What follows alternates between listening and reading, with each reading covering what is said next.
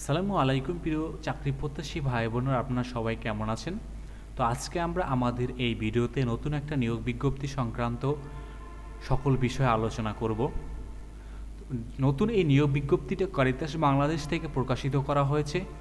আপনারা অনেকেই জানেন যে এটা বাংলাদেশের একটি অনেক বড় ওয়ান অফ দ্য লিডিং প্রতিষ্ঠান।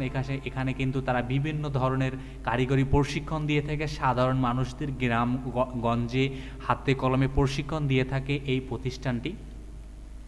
তো বর্তমানে এই প্রতিষ্ঠান থেকে একটা নিয়োগ বিজ্ঞপ্তি চলমান হয়েছে। তো আমাদের এই ভিডিওতে এই নিয়োগ বিজ্ঞপ্তি সংক্রান্ত সকল বিষয়ে আলোচনা করব। তবে চলুন কথা না বাড়িয়ে মূল ভিডিওতে প্রবেশ করা যাক এবং দেখা যাক যে নিয়োগ বিজ্ঞপ্তি সংক্রান্ত আপনারা কারা কারা আবেদন করতে পারবেন এবং আবেদন করার জন্য কী কী শিক্ষাগত যোগ্যতা প্রয়োজন। তবে মূল ভিডিওতে প্রবেশ করার আগে আপনাদের কাছে একটা রিকোয়েস্ট, আপনি যদি আমাদের চ্যানেলে নতুন হয়ে থাকেন তবে আমাদের চ্যানেলটি সাবস্ক্রাইব করতে কিন্তু ভুলবেন না। আমরা এখানে কিন্তু দেখতে পাচ্ছি তাদের নিয়োগ বিজ্ঞপ্তির যেটা তাদের নিজস্ব ওয়েবসাইট থেকেই প্রকাশিত করা হয়েছে। এখানে কিন্তু তারা দুইটি পদে দুইটি প্রকল্পে লোক নিবে। একটি হলো বিটিটিআই প্রকল্প, স্থায়ী কারিগরি প্রশিক্ষণ কেন্দ্র, মানে তাদের নিজস্ব যে স্থায়ী প্রশিক্ষণ আছে, কারিগরির প্রশিক্ষণ আছে, আপনাকে সেখানেই কিন্তু আপনাকে নিয়োগ দেওয়া হবে। আর এবং অন্য আরেকটি হলো কি ভ্রাম্যমাণ কারিগরি প্রশিক্ষণ কেন্দ্র, তার মানে হলো তারা বিভিন্ন গ্রাম গঞ্জে বিভিন্ন প্রকল্প চালু করবে। এখানে আপনি সাধারণ মানুষদেরকে আপনাকে প্রশিক্ষণ দিতে হবে। প্রথম যদি আমরা বিটিটিআই বা স্থায়ী কারিগরি প্রশিক্ষণ প্রকল্পের কথায় আসি, তাহলে প্রথমেই কিন্তু তারা দেখতে পাচ্ছি যে প্রশিক্ষক অটোমোবাইল রিলেটেড কাজ করবে এমন প্রশিক্ষক নেবে একজন। এখানে শূন্য পদ মাত্র যেহেতু একটি, এবং বয়স হলো 22 থেকে 35। বেতন আলোচনা সাপেক্ষে অগ্রাধিকার দেওয়া হবে, কিন্তু যারা অভিজ্ঞ প্রার্থী আছে তারাই কিন্তু অগ্রাধিকার পাবেন। এর পাশাপাশি কিন্তু প্যানেলের মাধ্যমে নিয়োগ দেওয়া হবে প্রশিক্ষক কিছু automobile, sewing machine operator, machinist, electrical, computer, এই ধরনের যারা কাজে অভিজ্ঞ আছেন তাদেরকে কিন্তু প্যানেলের মাধ্যমে নিয়োগ দেওয়া হবে বা প্যানেল তৈরি করে নিয়োগ দেওয়া হবে। এর পাশাপাশি কিন্তু আপনাদেরকে অফিস অ্যাপ্লিকেশন বলতে কিন্তু ওয়ার্ড, এমএস এক্সেলকে বোঝানো হয়েছে। গ্রাফিক্স ডিজাইন, হার্ডওয়্যার মেনটেন্যান্স, এই রিলেটেড কাজেও কিন্তু আপনাকে অভিজ্ঞ থাকতে হবে। তবে আপনারা এখানে আবেদন করার জন্য আপনাদের যে শিক্ষাগত যোগ্যতা প্রয়োজন হবে তাহলে আপনাকে কিন্তু অবশ্যই ডিপ্লোমা করতে হবে এই পার্টিকুলার বিষয়ের উপর।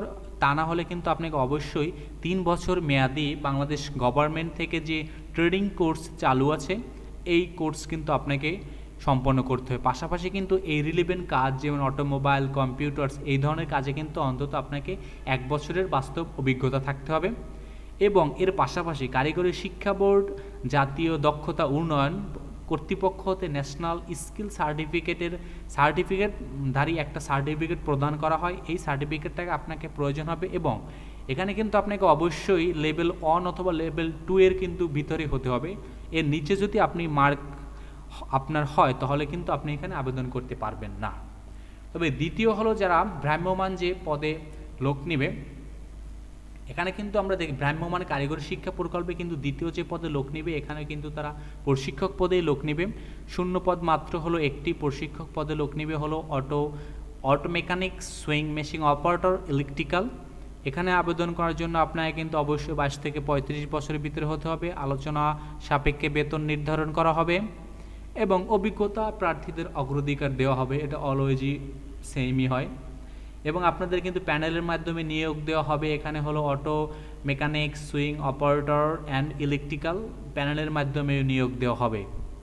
লাস্ট যে পদটি আছে সেটি হলো কেয়ারটেকার কাম কুক। এই পদে একটা আপনার কেয়ারটেকারেরও দায়িত্ব পালন করতে হয়, পাশাপাশি আপনার কিন্তু কুক রিলেটেডও কিন্তু আপনাকে অভিজ্ঞতা থাকতে হবে। এবং বয়স সবগুলোর জন্যই সেম, 22 থেকে 35 বছর। বেতন আলোচনা সাপেক্ষে নির্ধারণ করা হবে।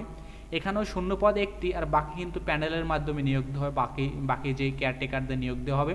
এখানে আবেদন করার জন্য কিন্তু 8ম পাস হলে আপনি আবেদন করতে পারবেন। এবং এই নিচের যে 3টে পদ ভ্রাম্যমাণ কারিগরি শিক্ষা, এখানে কিন্তু আপনাকে অবশ্যই গ্রামগঞ্জে যেহেতু আপনাকে প্রশিক্ষণ দিতে হবে, অবশ্যই তাই আপনাকে গ্রামে কাজ করার মন মানসিকতা অবশ্যই থাকতে হবে।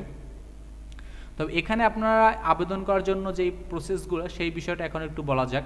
এখানে কিন্তু প্রার্থীর নাম, পিতার নাম, মাতার নাম, স্ত্রী বা স্বামীর নাম, বর্তমান ঠিকানা, বা যোগাযোগের ঠিকানা, স্থায়ী ঠিকানা, শিক্ষাগত যোগ্যতা, জন্ম তারিখ, ধর্ম, জাতীয়তা, মোবাইল নম্বর, কাজের অভিজ্ঞতা, বৈবাহিক অবস্থা, এই সমস্ত বিষয়গুলো নিয়েই কিন্তু আপনাকে একটা সিভিতে মানে একটা সিভি তৈরি করতে হবে।